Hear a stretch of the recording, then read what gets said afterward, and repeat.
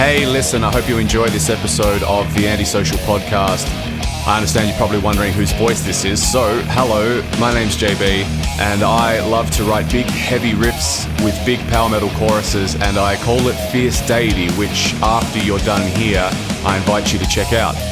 Which you can do by finding me all over social media at Fierce Deity Band, or simply head to fiercedeityband.com. Anyway, enjoy the show.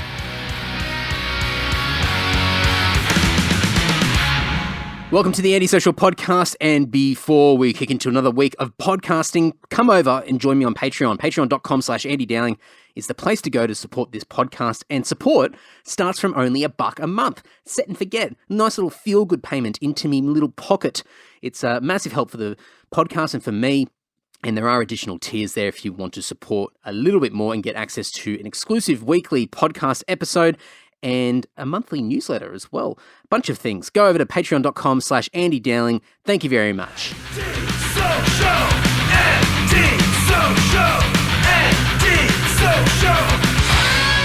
Episode 239 of the Antisocial Podcast is here, and this week's guest is Tait Sproule. Tait is from the Melbourne power metal band Horizon's Edge, who have been around for almost a decade now. You can check out Horizon's Edge on Facebook, facebook.com/Horizon's Edge Official. They're on all the socials. I'll have everything in the show notes over at andysocial.net and andydowling.net. And of course, all of Tait's links will be there as well. Great chat. Tait's got a bunch of awesome stories, including living in LA for a year and also a really cool vocal coach. I was quite surprised who that was. I'll let her explain who it is, but any of my power metal loving mates will get a kick out of that because it's certainly somebody well known in that space. But andysocial.net, andydowling.net are the places to go to check out all the things that we discuss in this episode, and you should be able to click through on your podcast player as well. But enough crapping on from me. Please enjoy this great chat with Tait Sproule. How's it all going down there? Well, let's just say I'm not really going on Facebook at all at the moment, just because, I don't know, people are within reason, everyone's handling it differently, and I think that causes a lot of arguments and comments sections going crazy, and I think it's one of those things at the moment where there's nothing you can really do about it, so there's no point making it worse for yourself by going and getting involved in, or even if you don't comment, just reading all these crazy, arguments and everything. It's just not going to help anyone. So I'm sort of not doing that. Just sort of been focusing on doing whatever I can at home, singing, writing, exercise, stuff that feels positive, so I'm not sort of getting stuck in this tunnel of anger and hatred. So, well, it sounds like you've taken a very sensible and rational approach to the whole thing, which is not. I mean, as you said, it's people react for reasons, and some of them are given the circumstances, everybody's going to have a different reaction to what's going on. But I agree. And actually, one thing I found. I only just noticed this yesterday, and I think it's been like this for a while, but I was scrolling through Facebook and I never click on those comments of those news articles. So if, Channel 9, 9 or whoever it is, SBS, and they've posted an article, and then usually the comments are just absolute trash. It's just garbage in there. And I never click on it because I know that if I click on it, I'm just going to get really angry. And I've certainly made that mistake before and tried to comment on some random person on there, and just, that it's just not even worth doing. But what I've noticed now is that when you're scrolling through, you used to have to click on the comments to see the comments, but now what Facebook does is it previews and shows you one comment from that article. And I thought it was just somebody that was on my friends list that's commented, which is bad enough. You wouldn't want that to happen, but it's actually anybody. And what I found is that these comments are actually the most controversial comment. It's almost like Facebook's trying to find the most controversial comment in that article to then preview, so it's almost like this bait dangling going, come on, you want to click in here, come on. Oh, it's horrible. Yeah, exactly. And then you just get stuck in this, mindset. And I think it's one of the things I've noticed during this lockdown is a lot of people I've spoken to have lost a lot of friends through disagreements and difference of opinions and having arguments over comments. And I'm like, you know what, when all this is cleared up and you come out of it and everyone's mentally, feeling good again, what was the point in that situation? You know what I mean? It's kind of like you sort of lost a friend for no reason, because like everyone handles stressful situations differently.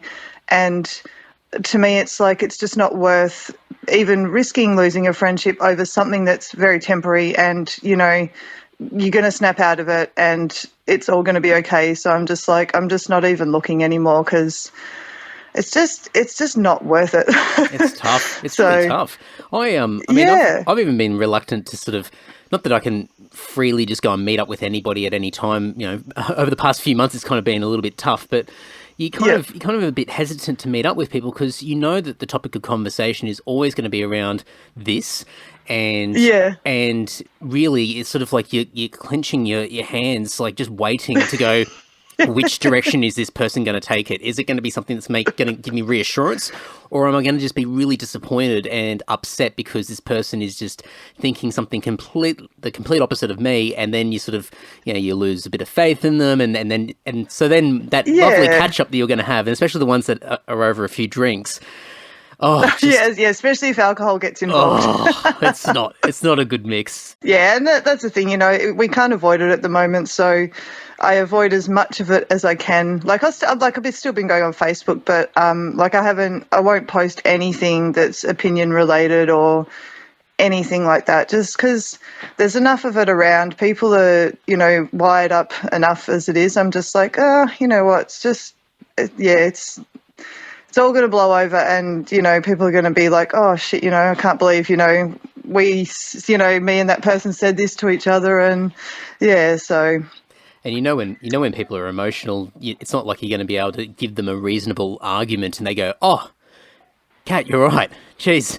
Yeah, Thank you so much for clearing it all up for me. I've changed my opinion completely. Thank you. It's never going to go in that direction. So it's almost like this wasted energy that you're putting out there into the universe.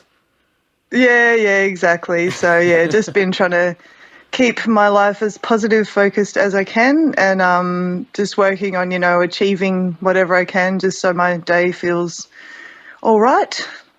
Have you got some structure in your day? Have you got like a bit of a routine each day that you sort of kick the day off and make sure you got some stability, or are you more of a spontaneous person? I do actually. Yeah, so I've started a Tait course, so that's Monday, Tuesday, Thursday. Each morning we have like a bit of a video conference, and then they give us all our learning material that we go through for the day. So that's Monday, Tuesday, Thursday, and then Monday, Tuesday, Thursday evenings, my gymnastics class has a 1 hour handstand class over Zoom. So I do that. And then on Wednesdays and Fridays, I normally do like either just have a relaxing day or whatever, or do some more handstand training. And then Saturdays, you maybe go for a walk and then have a bit of a Zoom get together on Saturday nights. And then Sundays, I just try to do nothing and relax. There you go. You definitely got it mapped out. Pretty good. Yeah, exactly. So, so I'm still, you know, getting things done and all that kind of stuff. So, yeah. Must be. I mean, it'd have to be so important to have some stability, like some structure in your day, in your week, because especially now, because days can just bleed into each other. And and you can't just go out and just do things normally. Like even what you mentioned there, like a lot of the stuff that which would normally be in person at a facility or somewhere, everything's remote now. Everything's over Zoom, and you know, really you could be just sitting in the same room day after day and just going, what's going on? Like even, you know, a couple of weeks ago I could still, you know, drive down to St Kilda and go for a walk up along the beach or something, but now I'm like, I can't even do that because it's more than 5 k's from my house. So I'm just trying not to think about it. I think that's where that structure comes in. It's so crucial to know, okay, this is Monday, this is what I'm doing, this is Tuesday, and it's almost like a normal week without all those restrictions. It's just a case of your surroundings are more or less the same, but that structure is so important. Yeah, definitely. Yeah, because otherwise you end up feeling just like a worthless nothing floating with no meaning. Yeah. And the exercise, I mean, I don't know much about sort of the gymnastics side of things with yourself, but I assume that just exercise in general has just been a massive thing for you and would just help from a mental health perspective as well. Yeah, definitely. And especially when my exercise is like I've got things I want to achieve, like, certain handstands that I want to achieve. So, and because, like some of these moves and stuff I'm working on can take, 2 years to get, it's like, it's good just have, it's actually almost nice. I've actually managed to make a lot of progress with my handstands during this isolation time that I maybe wouldn't have made if I was just, going to training each night sort of thing. So I just had a bit more time to do that. So that's been good. Has it always been a thing for you with gymnastics? Has it been like since you were a kid, or is it more something in the later years that you picked it up? Yeah, I only started like 18 months ago. So, and I just, it's funny because I've always obviously done music and I've always done one sort of sport hobby, which has always changed throughout my life. And as soon as I started gymnastics and handstands, I was just like, oh my goodness, this is what I've meant to be doing. So, yeah, I've done like, when I was young, I used to do water skiing, surfing, roller skating. I've played roller derby, done BMX racing, ballet, martial arts, and I'm sure there's something else in there. And then, I started gymnastics and I was just like, this is what I realized as soon as I started, I'm like, this is the like sporty activity that I think I've always meant to be doing. So I got there eventually. I literally know nothing about gymnastics. What is the appeal? Like, I mean, without, not trying to make it sound like it's not appealing at all, but what is it about it that sort of ticked that box for you? Well, I guess like I get bored really easily and I'm really hyperactive. So with gymnastics, there's so many different skills to learn, and you've got to build flexibility and strength. So, you have to be really focused and keep your training really balanced, because if you're just going all strength, and then you lose your flexibility. If you're going all flexibility, then, you sort of don't build up the strength. So a lot of our stretching stuff will incorporate strength and flexibility. And then there's just so many different skills, like the amount of skills that you can learn in gymnastics, like the list is endless. And so it's like you'll never, ever get bored with it, because the only time you might get bored is when you've been working on a skill for a year and a half and you still haven't got it and you start getting frustrated. You're like, oh, I'm never going to get this. But then one day, something clicks and you just suddenly get better at it. So, so I guess for me, there's just like, there's no chance at getting bored with it, because you just continually, as soon as you might get one skill and then you're like, oh, that means that I'll be able to work for this skill, which is like the next level up from that skill. And it's like, so I guess it's sort of, just something that you can continually be working at and sort of never really reach the end. I mean, you must be primed for this type of stuff, in the sense that, you mentioned before you rattled off all these different sports that you've done, and I feel incredibly lazy just listening to you rattle off the list. But like, just to sort of go through all those different types of sports where you would have no doubt, I mean, these aren't just, I don't know, something really mundane and traditional and boring as far as a typical sport. You're doing lots of like really active things. So you've been challenged in all these different types of sports over the years. So to do gymnastics now, and as you said, like some of these particular moves and things that you're learning, and they might take 18 months to master, you're sort of primed mentally for it, I assume, because you've had to sort of work really hard in these other more extreme sort of versions of sports. Yeah, true. And also music as well, like being in a band is one of those things where it's not like you just, oh, I'm going to be in a band and you just find people the next day and, you record something and everyone loves you. Like it takes years and years to build up. Yeah, I know, right? Yeah, like it does take a lot of patience and years to build up. So I guess sort of already having that kind of, I guess, training in music, it's sort of like it does help as well, because, and especially, like learning an instrument or learning to sing, it's like you have days where you're like, oh, yeah, I've got all this stuff and I can do it amazing. And then the next day you go to sing it and you're like, I can't sing it anymore. And so, so gymnastics is actually quite similar where, like you might, like for back handsprings, I was close to doing them by myself. And then one day I did it a bit funny, and then it took me 6 months to start trying to do them again, and I still didn't even get back to where I was with them. And then obviously the lockdown happened, so I haven't practiced them at all. But, it's like you might have a skill and then or almost have it, and then one day just jump in the wrong direction and you get a bit scared, and then you're like, oh man, and then it takes you another 6 months to build it up again. So I guess they're kind of similar a little bit in that way, because they're, really patience and hard work focused. So it's not like, you just get it and you've got it. It's like even like with a band that's successful, they reach, they might get really successful, but then it can almost be harder to maintain that. So so I guess they're fairly similar in a way. And because I have such a hyperactive brain and mind, and I think just having those kind of things, it keeps me focused. Because if I don't have like a focus that's, something that requires like a lot of work, then I don't know, I just start getting anxiety and I start getting like, I don't know, just my brain ends up all over the show. So I think I really need something like that that's really, I guess, requires a lot of effort to really stay focused. So yeah, I think that's probably what's missing from my life is some sort of. I go for a lot of walks, which is not exactly the most intensive thing that you could be doing, but it kind of works the same for me. It's very good for your mind, though. It's good for your mental health. Yeah, because if I don't do that walk in the morning, which I haven't been doing the last few days, today was the first day in a few days that I've actually done it, but I've noticed a difference, and I'm similar to you in the sense that I have a very hyperactive, not hyperactive, it's a new word, mind, and I've just got a million things going around in my head all the time, and sometimes it's exciting, especially if I'm sort of getting a little bit amped up and I want to do lots of different things and I'm all pumped up and ready to go, but a lot of the time it's just overwhelming, and you sort of feel like everything needs to happen right now, but it can't, and I need to do one thing, which is extremely painful to do, because how do I do one thing when I want to do 20 things?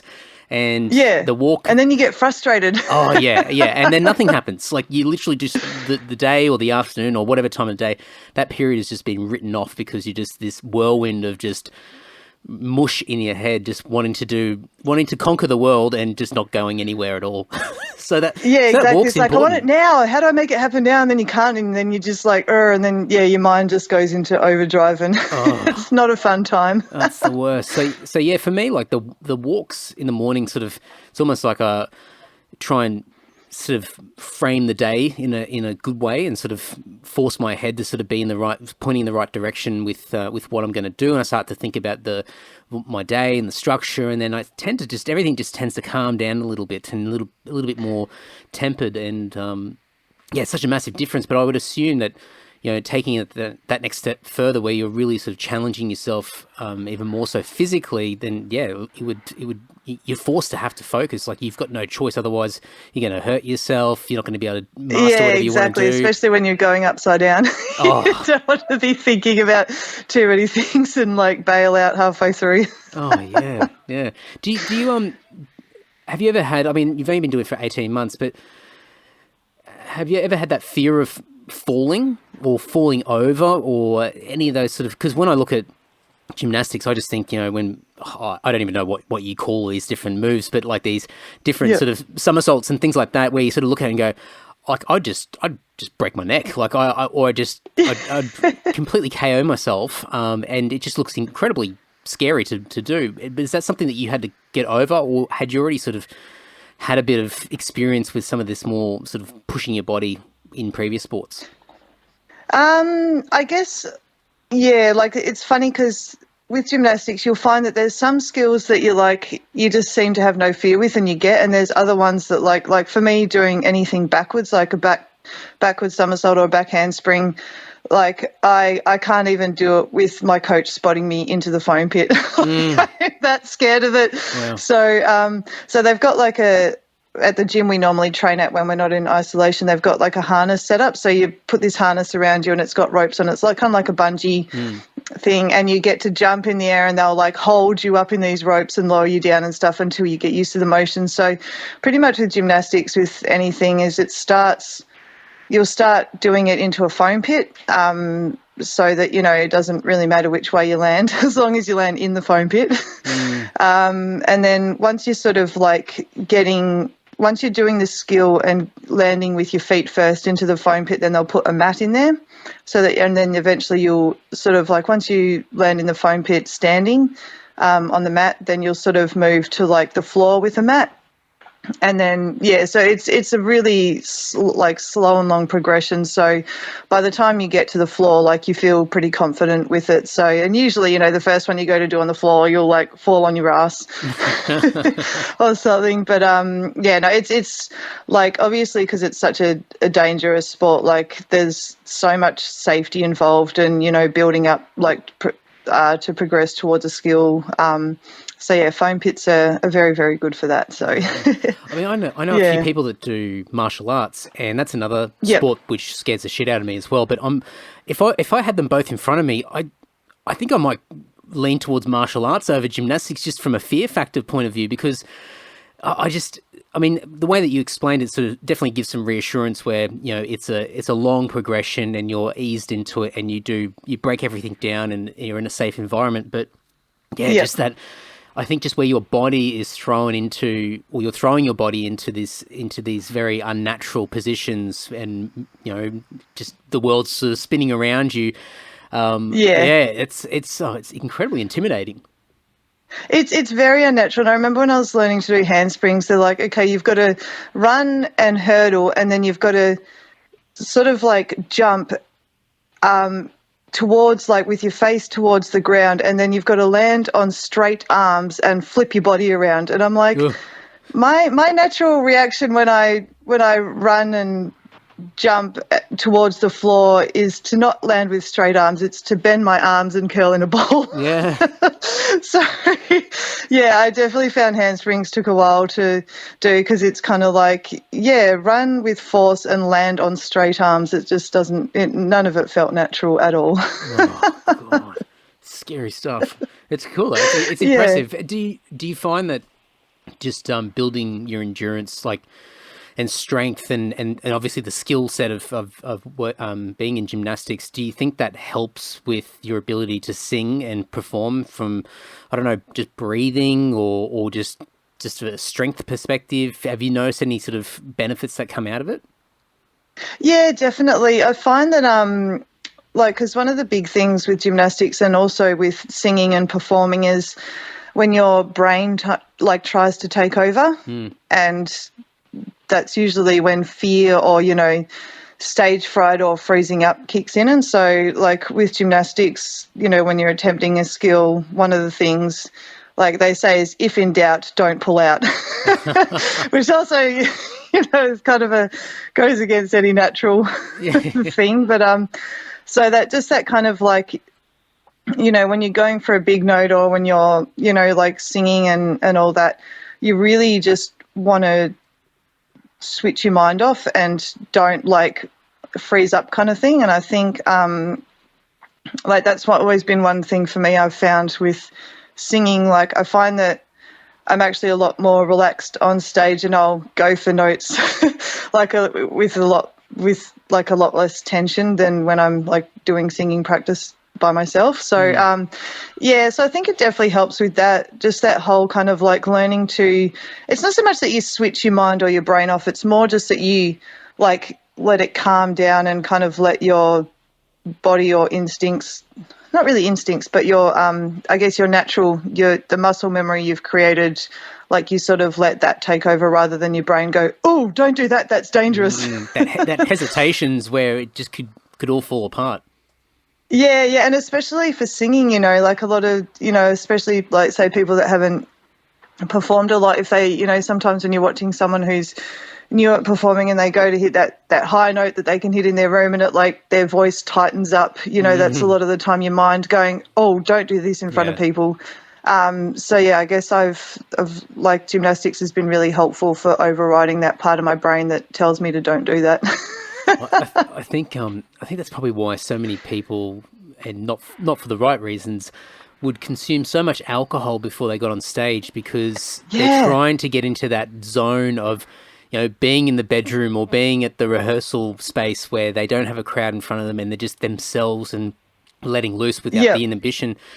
And And obviously, there's some people can master it reasonably well, and other people it's a dangerous mix where you see some people on stage, you go, oh, he hung around the bar a little bit too long.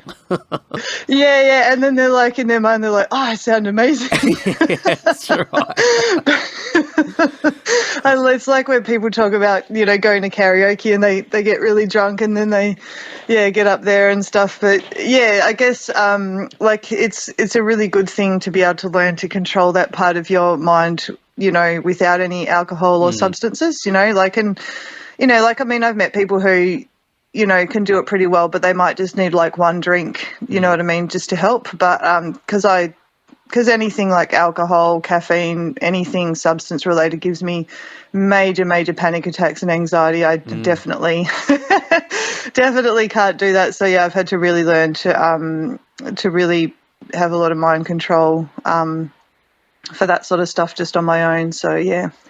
Have you always been sort of interested in singing, or is that something again that you sort of picked up in more recent years? Because I don't actually. One thing I should mention with Horizon's Edge, it's one of those bands where I've known about you guys for a long time, and certainly similar circles, but just it always feels like the band's just in a different space, or different to where my world is, and so I never quite see what's going on, or I see some of the releases and some of the posts that go online, but so it just seems like there's just another world down there in Melbourne with some of the bands where they've sort of got their own little scene that's sort of happening separately. But I mean, the band must be close to 10 years that you guys have been together. Getting there. Yeah. I think it's been probably like I've been in the band for 9 years. Wow.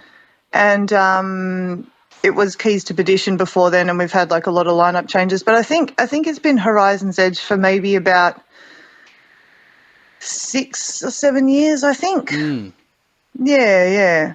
So there you go. Roughly about that. Yeah. So have you always sort of had this thing for singing, or is it something that's sort of come in the last sort of 10 years or so that you sort of found a real sort of urge to get up on stage and perform in front of people, which is quite daunting? Yeah, well, I've always, like, ever since I was a little kid, I've wanted to play music, and so I think in primary school I started playing violin, and then I switched to guitar, and then I switched to cello, and then I played bass for a little while. And I think I think my problem is I always knew I wanted to sing, but I was such a shy, scared kid that I was like, I'll just play instruments. And then I think when I was about 19, I just went, no, stuff it, I'm going to go have singing lessons.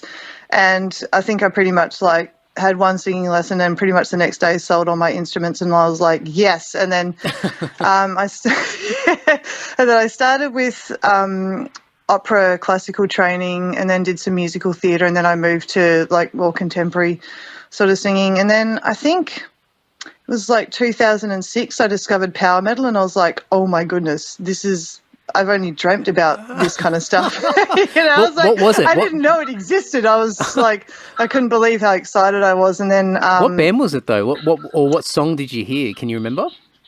Well, it was actually a pretty funny story. I had a friend one night, and he was like, there's a band from the UK coming out, and we're interviewing them, and we've got a bunch of spots on the door. I think you might like them. So he's like, I've put your name on the door. You should come down. And I was like, oh, okay, cool. It was the 2006 Dragon Force tour, and I was just like, I couldn't believe what I was hearing. I was just like, oh my goodness, this is. I've only dreamt about this before, and then I think that's when I started, like, because I already knew I had a pretty high voice, and so I was like, oh, I think this is what I want to sing. And I'd always tried to get in bands, but it just never worked out. And then as soon as I discovered power metal, I was like, I want to be in a power metal band. And I think within like a couple of months, I had a band contact me, and they're like, oh, we're looking for a singer, and they were power metal. And I was like, oh my goodness. And it was Keys to Perdition. So it's kind of funny. It's like actually the only band I've ever been in that played shows. So, so it was a little bit of a late starter, but that's all right. So I just... once I heard Dragon Force, I was like, oh, this is what I want to do. And I started I guess I just started trying to like transfer all the singing skills I'd learned to try and learn how to sing this style, and and then here we are now. It's incredible. Did you have those sort of nerves, like just talking about everything that we've mentioned before with gymnastics and just, challenging yourself and getting outside your comfort zone, that first live performance in front of people, whether it be before the band, like even just doing theatre and things like that. I mean, what were those feelings like getting on stage? Because I know for myself, like when I first got on stage, it was an absolute nightmare of nerves. Yeah. And you get through it and you're okay. But how was it for you? Well, it's funny because I'd only sung in public probably like, I don't know, like maybe 10 times. So, when I was about 19 or 20, I played cello in an acoustic band. So I'd been on stage, I just hadn't sung, and not as a lead singer either. So I was just like, I don't really remember. I know I was like excited and stuff. I think I was a bit nervous, but I was also more just like, this is what I've been wanting to do for so long. So it was almost like that kind of helped cancel out the nerves a bit, because I was kind of more excited than nervous. So it did help. It did help cancel out the nerves a bit. But I mean, obviously, every time before you go on stage, there's always this kind of like mixture of nerves and anticipation and all that kind of stuff. So that never really goes away. But I don't remember it being significantly bad, but I might have just blocked that out. So, but I'm very good at erasing from my memory things I didn't like. Focus on the positives once again. Yeah, exactly. So yeah. Has it? I mean, the foundation of you sort of learning to sing. You said you were doing more sort of opera stuff and sort of, I guess, getting the fundamentals of being able to project your voice and just go through all the basic learnings. But once you start singing in a power metal band and you start to get you dive into this world and you're hearing more and more different artists and trying to understand what's going on around you. Did you have to learn new things, or were there other people sort of came along that sort of you were able to learn new skills that sort of fit more into, I guess, singing this style of music? Because I would assume like all the training you did early certainly would have helped you, but I mean, this is a completely different world again. So I would, were there other people that sort of helped you sort of take those next steps? Yeah, definitely. Well, I think for the start, I didn't really know where to learn this style from. So I sort of just, I think I watched some stuff on YouTube, like some teachers have stuff on YouTube. And then the first year that Primal Fear came out, I ended up meeting Ralph after the Melbourne show. I just sort of bumped into him in the hall and got chatting to him a bit. And I ended up having singing lessons with him for quite a while, which just helped crazy. That was sort of where I went from being able to kind of sing power metal to actually being out feeling a lot more confident with what I was doing and all that sort of stuff. And then when I went over to Germany to record our last album with him, that was 2 weeks of just singing in the studio with him for 5 or 6 hours a day. So that sort of took everything I'd learned from him in the lessons to actually working with him, just made everything click, and just my voice changed so much. I listened to our Heavenly Realms album, and then I listened to our last album, and I'm like, man, I sound like a completely different person. Doesn't even sound like me anymore. Sometimes when I hear the older album, I'm like, compared to what I sound like on the second album, I sound like a 5-year-old girl. in my mind, anyhow, I'm like, I sound like a little kid trying to sing, just because then I was still singing a more sort of not pop style, but because I hadn't really been trained in power metal, I hadn't really accessed more of that power, so I was still kind of and obviously I didn't spend as much time. I think on that album I spent about 10 hours in total recording the lead vocals, and on the second one with Ralph, I was in the studio for 2 weeks straight doing 5 or 6 hours of vocal recording a day. Wow. I mean, I love how... Yeah, and I didn't lose my voice. Well, I mean, that's probably a testimony to the training that you had, and just that experience, because a lot of people would, without the skill, would just blow their voice out within the first couple of hours of just intense. Because most people, I think, aren't used to singing continuously for more than, what do we typically play in a show in Australia? Like, if we're lucky, maybe an 45 hour, minutes, 45 to an hour. Yeah, that's right. So, and you're not always singing all the time during that complete set. So yeah, to do 5-6 hours a day for a couple of weeks, I mean, that's pretty incredible. Yeah, and also when you're singing live, you can get away with sort of pulling back here and there, but when you're recording, every single note has to be full power, and it's just like, it really, I don't know, I think something else was helping me then, not like just, energetically. I think something was just helping me get through it, because I was like, my voice just held up and it was amazing. And then I think the day after we finished recording, I started getting a cold, just because I think, such a build up and the stress and anticipation and all that, and then smashing all that out in 2 weeks. And then the next day I started getting a cold, and then I, had 35 hours or 25 hours to get back to Australia, and the cold hit me like literally when I got on the plane, and oh man, it was horrible. I don't think I've ever felt that bad in my life. And then when I got back, I just felt so crap. And I think I don't think I had a voice for about a month. Wow, there you go. Your body just went, that's enough for a while. We're going to shut down.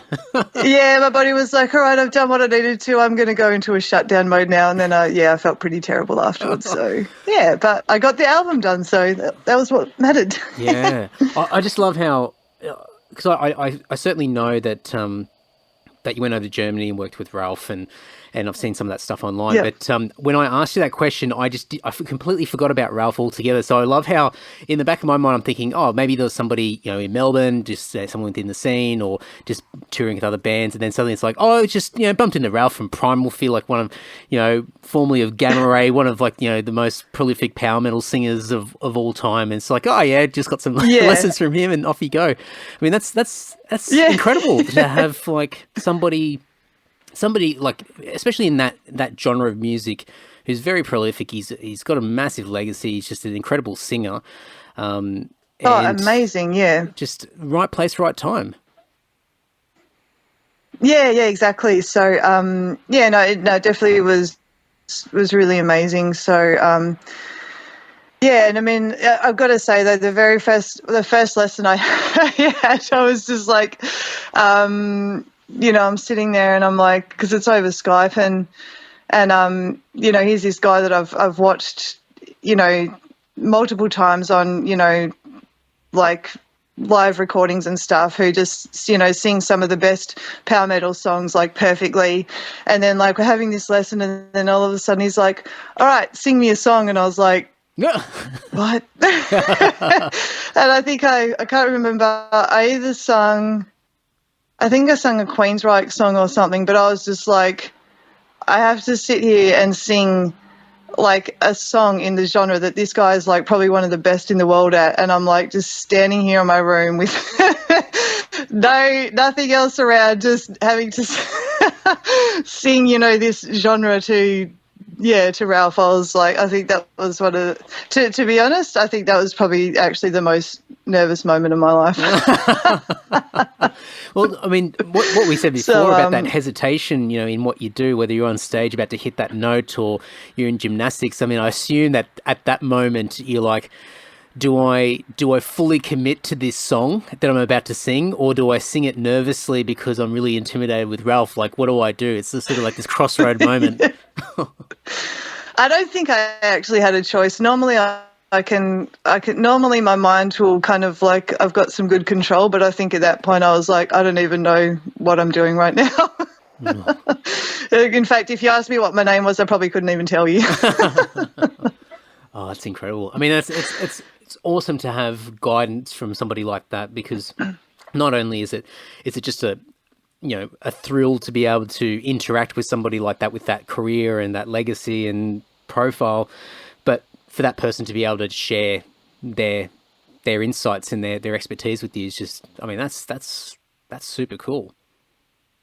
Yeah, exactly. And he's such a lovely guy. Like, having lessons and stuff with him, he's really, really nice. And it was funny because I remember one night I was out and I think I was at Cherry or something, and someone that's, in another power metal band that, sings a similar style came up to me and he's like,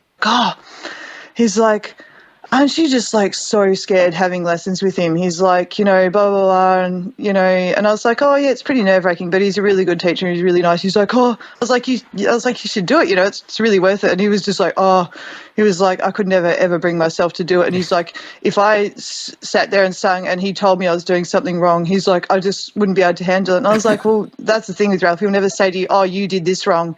He'll tell you how you can improve. It's not like he sits there and goes, that was shit, or you can't, you know what I mean? So I was like, he's not, like, he's actually a really good teacher, because like I know there's a lot of people in the world that are really good at stuff but they might not be very good at teaching it, but he's a really good teacher as well as obviously an amazing singer. So so it was definitely one of the best decisions I've made for myself. What's one of the biggest things or the most notable things that he's taught you? Is there something that sort of sticks out as far as a moment where a little bit of an epiphany that you've had and you've gone, oh God, like I didn't think that, and that's sort of changed the way that you approach something in particular? I think just like one of the things I've found whenever I've met like an idol or someone like him, and you get chatting about your music life and all that, just sort of like knowing that a lot of the insecurities and stuff that we go through, like even just, being in a local band, and some of the things we've struggled with, just hearing that they've experienced the same thing. Like they experience feeling like, oh, they didn't do something good enough, when you're sitting there going, my goodness, they're like perfect, and they're like, oh, they didn't think it was very good, or they felt insecure about things, or they've struggled with their career and stuff. Just, I think, just kind of like,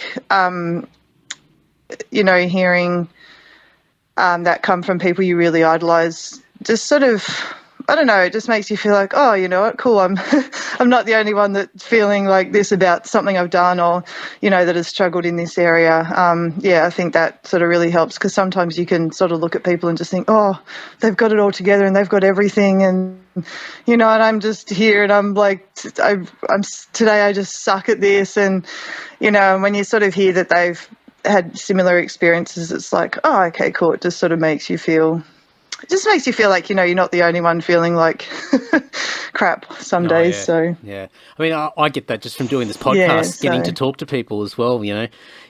Suddenly they share a little bit of insight or some of their struggle, and you go, oh, thank God, like thank goodness, they've gone through the same rubbish that I have.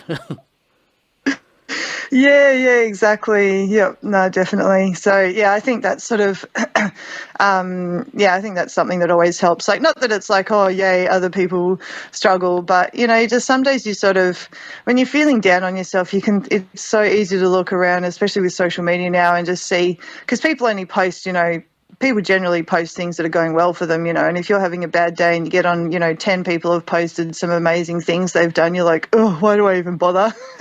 Yeah, that's right. It's just it's a warped sense of reality, isn't it? Like when you sort of look at this stuff and you go, oh. Yeah, it really is. And I guess it's sort of going back to what we said earlier with about, starting your day right, you go for a walk or whatever, but, one of those big things is probably not to scroll through your phone looking at what the world's doing around you and think, oh, I'm already behind the 8 ball. Oh, I've got so much catching up to do. Like, why is everybody doing more than me?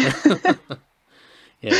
Exactly. I mean, like, those 10 people you saw doing something good today could have had a terrible 2 weeks, and today was their one good day, So, it's just about keeping things in perspective, I think, and learning that, everyone has some struggles in life, and, you just sort of got to keep at it. Yeah. Just shifting gears a little bit, one thing that I wanted to ask you about, Yep. and I don't know, I could be wrong, but I remember seeing a couple of posts over the years from you where you had hung out with Lemmy for a while. Yes. Was that, I mean, I'll let you just tell me, but was it a case of just being sort of in LA on holiday and just bumping into him and hanging out? Or, I mean, what was that like? Because it looked like you were able to sort of spend a bit of time with him. Yeah. Well, it was probably about 2006, 2007. I was in a really weird headspace, and I think I just needed to go out and do something completely strange. So I sort of spent about a year in LA, Wow. which was very eye-opening, to say the least. And so I spent a lot of time at the Rainbow and the whiskey and stuff like that, just along the Sunset Strip there. And obviously, like Lemmy, spent a lot of time at the Rainbow, pretty much there every night. Mm-hmm. And I just ended up meeting him because obviously I was there a lot. And then I ended up living down the road to him. And so I actually went to his apartment one night. So this crazy apartment that everyone talks about, I got to go there and see it and everything. And we just kind of hung out and chatted about, I don't know, he just sort of chatted about his career a bit in life and stuff. This is actually, like, I don't have many regrets in life. This is one thing I kind of regret, because at the time I was insanely insecure and just, you know, all that sort of stuff. And anyhow, he gave me his phone number and I was like, oh, okay, cool. Yeah. And I went home and I was like, why would Lemmy give me his phone number? I was like, okay, that's weird. And I think about a week later I saw him again at the Rainbow and he's like, you didn't call me. And I was like, I think I just froze and didn't know what to say because I was like, what? So I could have probably actually been a lot better friends with him, but I was so, like, scared and insecure at the time that I was like, why would Lemmy want me to call him? How funny. Wow. I know, it's really, really bizarre. So, but yeah, like, obviously everyone would hang out at the Rainbow every night. So, but no, he was really lovely. And I think, like, the year that Motorhead came out here and played the Forum, like, he gave me and a couple of other friends that had been in LA at the time, like, passes and stuff. So we went to the show and all that and got to catch up with him. And, you know, like, it's funny because, just at the time I was so insecure. But even that point I saw him there and it had been quite a few years since I'd been in LA. Like, he was asking me how I was and, you know, asking me about stuff he remembered and stuff. And I was just like, I guess at the time I was just too, like, not in a good space to think that anyone like him would really care about me. But so that was a really cool time. And the Rainbow was definitely a pretty crazy place at that time. So, but no, it was a good time hanging out. So yeah. Yeah, wow. I mean, that's such a spinner. I've been to the Rainbow a couple of times, and I think if you've never been there, you just can't. It's just too hard to understand, like, what the place is like. I mean, you can sort of describe it, but when you walk in there, you just go, "Oh my god! Like, what the hell is this place?" And it is. Yeah. It's an exciting place. It's a dingy place. It's a glamorous place. It's everything. It's every contradiction it possibly could be, all mixed in. That is so true. Yeah. And it's just, but as you said, like, you know, with, you know, Lemmy being there almost every night, going there, you look around the room, depending on where you are, and sort of just see some of these people that, you know, you've either idolised or you haven't, but you've certainly known who they are in pop culture or whatever, and you're just thinking, oh, this is their local pub, basically. I mean, this is such it's nuts. Yeah. So was that something that you just saw often going? I mean, obviously Lemmy's sort of one of the more notable regulars who would go there often, but were you bumping into a lot of people from that sort of LA world? Yeah, well, I met at the time I was like a massive Wasp fan, and I met Blackie Lawless there one night. Wow. And I was so excited, and I was like, I know everyone says he's not very nice, but I don't care. And he wasn't very nice. he was very standoffish. But I mean, I ended up getting a photo taken with him, and my friend printed out like a huge one, and they put it up because inside the Rainbow they've just got photos everywhere, all over the walls. My friend was like friends with the people there, so they put the photo up, and I was all excited. But I met and actually I met Chris Holmes there one night, the old guitarist from Wasp, and I couldn't get away. I went up and said hi. I couldn't get away. He talked so much. I was like, okay, all right, yep. And I just, I couldn't get away. He seems like a character. Oh, yeah, he was very strange. I can't remember at all what we talked about, but he was very, very strange. And actually, I ended up hanging out with Dizzy Reed from Guns N' Roses for quite a while. And actually, this is one other regret I have, because at the time, Guns N' Roses were touring America, and he kept asking me to come and be on tour with him because he was lonely on his tour bus, and I was like, Nah, I'm busy here. I've got too much going on, which I didn't at all. So I could have been on tour with Guns N' Roses, but I was like, nah, I don't know. LA's a weird place. You get sucked into this hole and you just can't leave, even if it is an offer to go on tour with, like one of your favourite bands. I was like, nah. It's such a weird place. I guess just because it is, yeah. I guess because it's just been embedded in global culture. It's not even like American culture. It's just it's had such an impact on movies and music and just all the entertainment, and it's this magnet for people all over the world to gravitate there if they want to make it. The old stereotypical stories of getting off the bus, like the Poison video clip or something like that. I'm going to make it in LA. It's such a weird place. But but you were there for a whole year. Yeah. And I luckily got out. It was a really weird place because, what I found with, especially around Hollywood, is that you get a lot of people move there who come from really rich families, like the kind of rich families where they're never going to have to work in their life. And they all kind of move to Hollywood.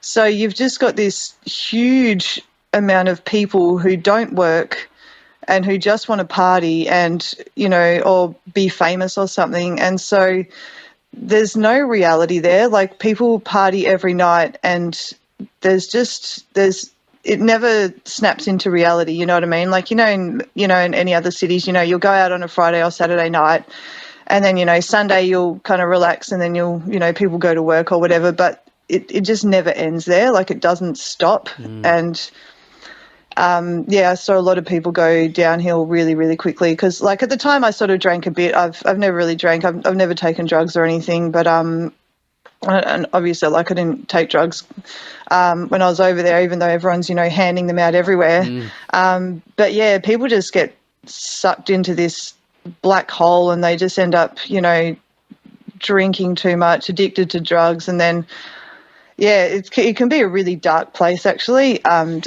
Because you sort of never really, there's no reality there. It never kind of comes out of this party energy. So, it can be a pretty dangerous place, especially for people that do like to take drugs, because, people just hand out drugs there like they're freaking, I don't know, glasses of water.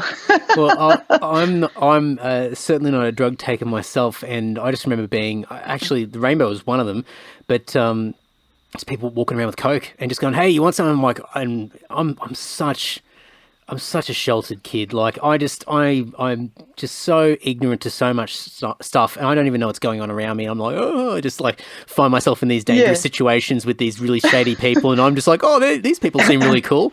Like, my sense of character sometimes is a bit warped. But I'd be standing around talking to this person, and they just pull out this bag, and I go, "Oh, what's that?"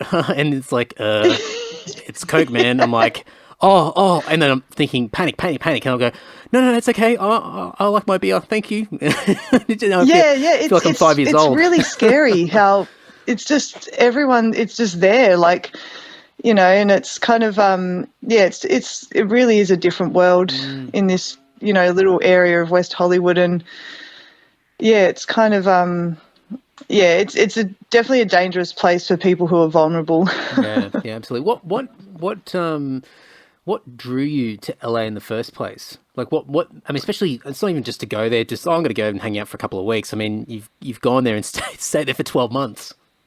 Yeah, I know. I don't know. I think like I sort of at the time because growing up I always liked a lot of rock and metal, but I didn't really know many bands past, like Guns N' Roses and Metallica and Pantera and Black Sabbath. And I guess like when I moved to Melbourne and like I started meeting some people in this glam scene and, discovered a lot more bands, and I was like, oh, wow, this is really cool. And I don't know, I just was feeling I was feeling a bit insecure and like, I don't know, like had to prove myself to the world or something. And I was like, oh, and reading all these stories about Motley Crue and LA and all this stuff. And even growing up, I'd always had an obsession with California just because I was into surfing and all that sort of stuff. And I was just like, wow, so many things in my life have just pointed me towards LA and California. And so I was just like, I saved up a bunch of money and then I booked a flight. Like I'd sort of just go there for 3 months at a time, come home for a bit,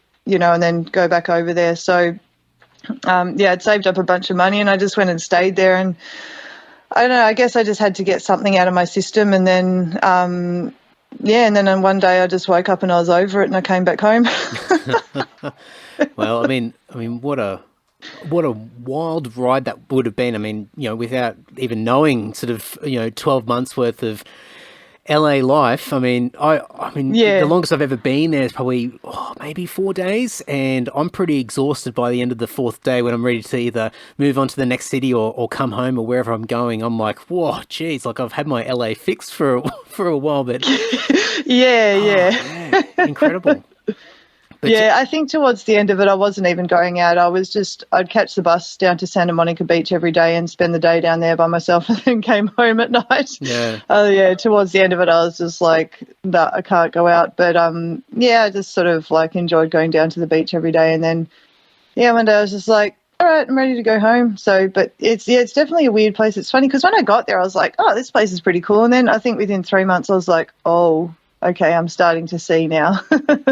Starting to see beyond the glitz and the sparkle of the place, the reality, the day-to-day reality that people live with there. Because it's just such a weird place. And I think for people that haven't been there, I think everybody should go there if they've got the chance to go there, just to get a taste of the place.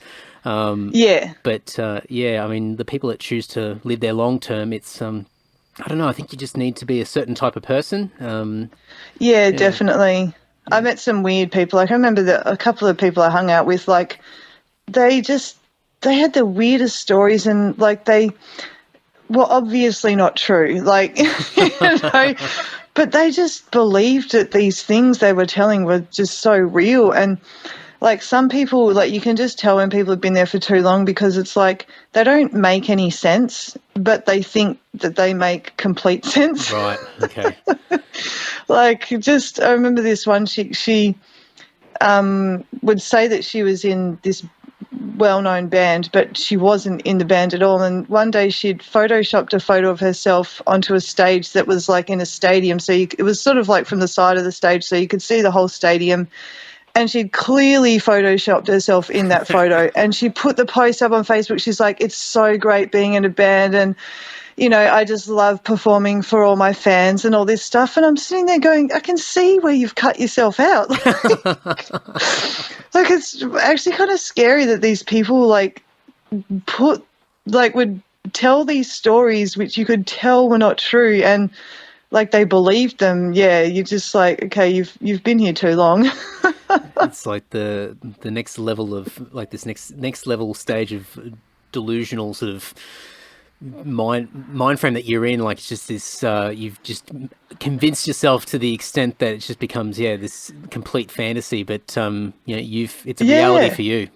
Wow. Yeah, exactly. So it's definitely a fun time. There you go. So you mentioned earlier about writing and using sort of this time to to do what you can with what you got, and Yeah. writing music. What's the go with the band and so the plans? Because I think the last album was that a couple of years ago that came out. Yeah, 2 years ago now. Yes. Yeah. So we're sort of we've just been going through one of those phases, like where we started writing and it just wasn't, I don't know, it just wasn't gaining momentum, and we sort of keep going back and forth. But I think around about January we sort of just were keeping at it, and then all of a sudden it just sort of started to click, and now we're like, oh yeah, now we've got some stuff we're really happy with, and yeah, so we're just sort of writing and just trying to get demo stuff done, so that we sort of can see where it's at, and then hopefully look at like getting it properly recorded next year. So yeah. Sounds good. Are you, especially with what's going on in Melbourne, is everybody just trying to do what they can from home and just flicking files across on Dropbox and things like that, just to pretty try and much, keep things going? Yeah. How do you find that?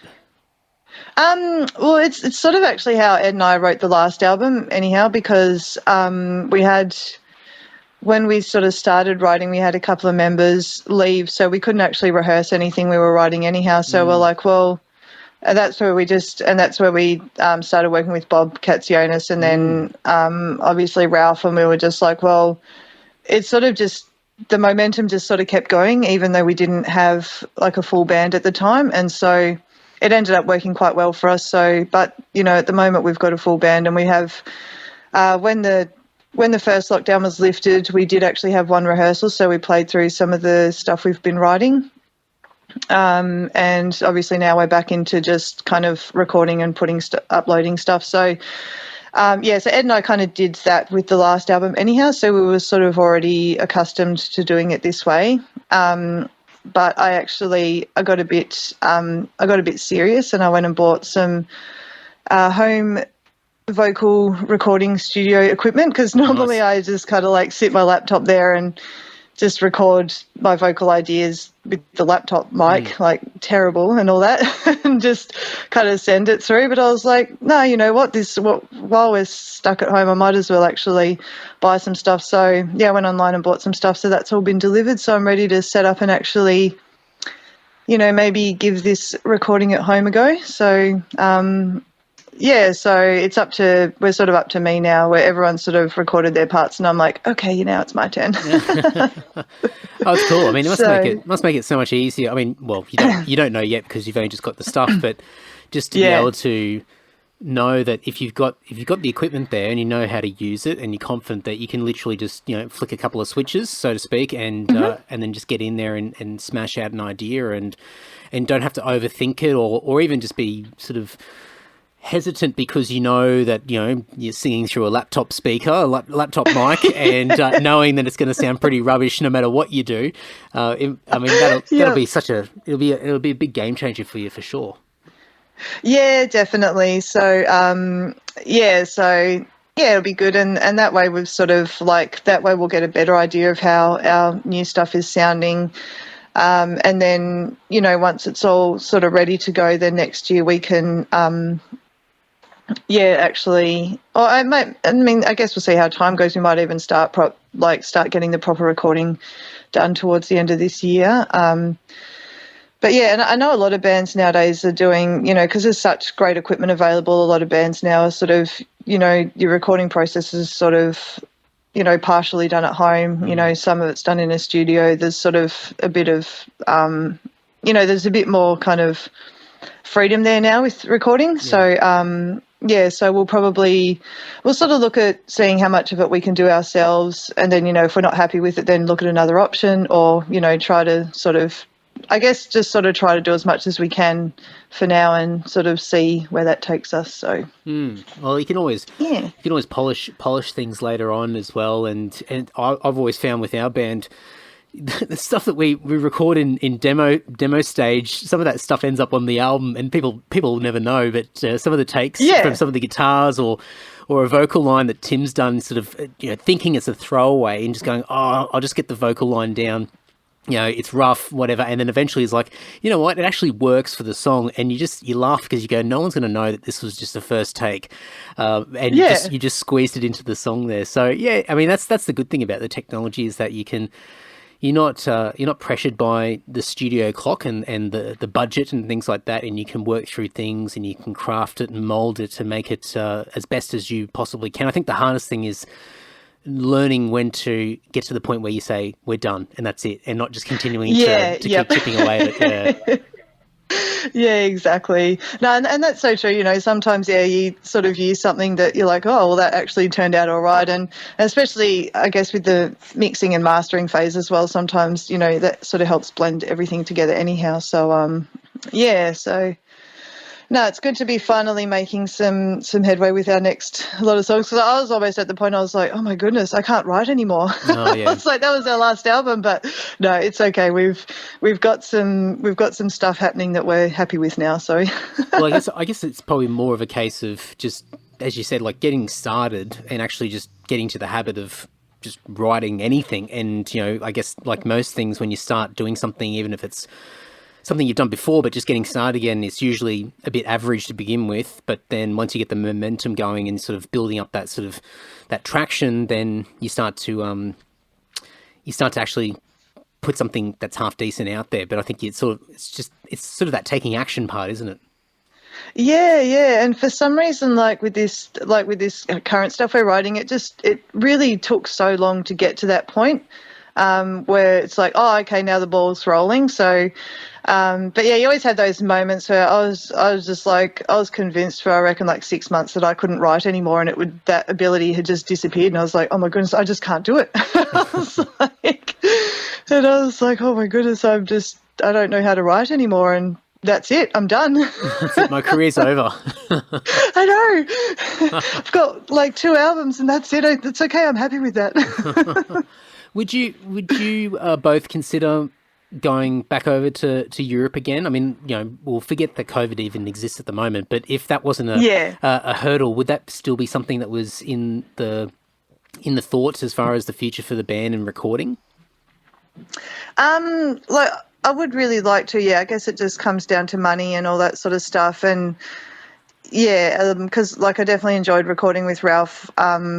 Just because he knows the genre so well, and just having him sit there and he's like, nope. Okay, yeah, that was good. I don't know if I'd have the patience to put myself through that by myself. Yeah. So, and, sometimes as well, it's kind of like, well, I put all that effort in for the last album. It would be a bit weird to record the next one and, potentially No, I don't think it would go backwards, but, not having that discipline and that time and patience of someone really pushing me, I'm like, would I get the same results if I didn't do that again? And, would it be weird potentially having the vocals not sound as good, through not doing it? So, so I guess it'll just sort of be, haven't really, I've kind of thought about it, but it's sort of like, I guess, when the time comes, I guess I'll know the right decision to make, because, it's a bit hard at the moment to even plan anything like that because, we can't even travel 5 kilometres from our house, let alone go to the other side of the world. Yeah, that's right. Yeah. So, so it'll just come down to a timing thing and, and all that kind of stuff. So, but I mean, I definitely would like to, whether or not it's going to be an option this time, we'll have to wait and see. Yeah, cool. Well, it's all exciting no matter what happens, and with with all the unknowns at the moment, and you yourself being high risk down there in Melbourne, getting restricted to a 5-kilometre radius. It's no matter what happens, it certainly makes for an interesting journey and lots of stuff to come. So it's cool. It's cool to see the band still trying to continue to move forward, and it looks like you're getting some traction there and getting some music together. So it's cool. I'm looking forward to seeing what comes of it all. Cool, thank you. If you want to learn more about Kat, say hello, reach out to her and check out Horizon's Edge. You can go to the show notes over at andysocial.net and andydowling.net. Horizon's Edge are on all the socials. Probably the best place to start is on Facebook, facebook.com/Horizon's Edge official. But they're on all the streaming services and most of the social media pages as well. But I'll dump everything in the show notes, nice and easy. And you should be able to click through on your podcast player as well. And there'll be a bunch of clickable links in there. You can stab your fingers against the screen. Now, before we wrap it up, massive thank you to everybody who's been jumping on the Patreon bandwagon with me and supporting the podcast. We're growing. As of the time of recording this little outro, we are at 25 supporters. So thank you very much. And I know there's a couple of other people that are trying to get on at the moment, but Patreon's been a little bit difficult. But it's growing and it's getting bigger and better. So a massive thank you to everybody who's been getting behind it. And it's been a huge help when it comes to the costs, the financials of this podcast, and it's certainly motivating me to do some new things. So there's a bunch of new stuff coming in the near future, and it's all because of these great people on Patreon. A little shout out in particular to those that are part of my social circle tier, my top tier in Patreon. Andrew from Perth, Mick G from Sydney, Ash from Deniliquin, Dan from Dapto, Rod from Rayleigh in North Carolina, Saul from Oxford in the UK, Patrick from Canberra, Liam from Brisbane, Chris from Sydney, Brendo from Leeton, and I've got two more, Tim from Canberra and James from Brisbane. Thank you very much, guys. Massive help. You guys are significantly investing into this podcast, and it is greatly appreciated. Patreon.com/Andy Dowling. Go over and check it all out. There's a weekly Patreon podcast episode that comes out every week as well, where I share a whole bunch of random shit with you all. So you'll go over there and check it all out over at patreon.com/Andy Dowling.